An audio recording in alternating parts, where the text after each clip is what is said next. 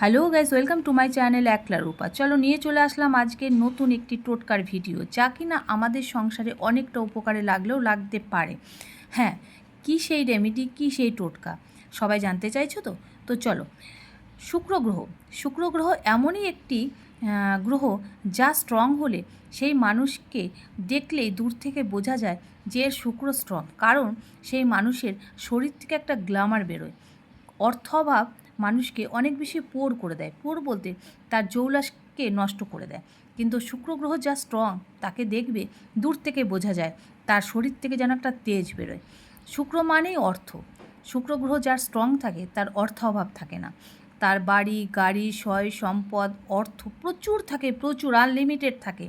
সেই শুক্র গ্রহকে স্ট্রং করার জন্য একটা ছোট্ট টোটকা চাইলেই সবাই করতে পারো, নিজের নিজের সাধ্যের মধ্যে। প্রত্যেক শুক্রবার যদি স্নান করে সাদা ক্ষীর বা সাদা মিষ্টি দিয়ে মা লক্ষ্মীর পুজো দিতে পারো এবং সেই প্রসাদ সবার মধ্যে বিতরণ করে নিজেও সেবন করতে পারো, দেখবে ধীরে ধীরে শুক্র গ্রহ স্ট্রং হয়ে যাচ্ছে। তুমিও সেই গ্ল্যামার যুক্ত লোকেদের মধ্যে নিজের নাম লেখাতে পারবে। অর্থ অভাব দূর হবে, ঘরে উপার্জিত অর্থ সঞ্চয় হবে, যা কিনা আমাদের প্রত্যেকটি মানুষের জীবনের একমাত্র লক্ষ্য। কারণ আমরা পরিশ্রম তো প্রচুর করি, কিন্তু সেটা ধরে রাখতে পারি না। আর এক একটা গ্রহকে স্ট্রং করার জন্য এক এক রকম ক্রিয়া থাকে।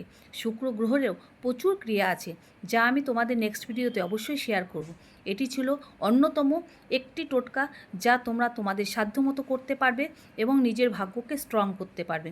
এইভাবে নিজের ভাগ্যকে উদয় করো, শুক্র গ্রহের স্ট্রং করো এবং শুক্র গ্রহকে স্ট্রং করার জন্য প্রত্যেক শুক্রবার করে ফেলো সাদা ক্ষীর আর সাদা মিষ্টি দিয়ে মা লক্ষ্মীকে সন্তুষ্ট। তো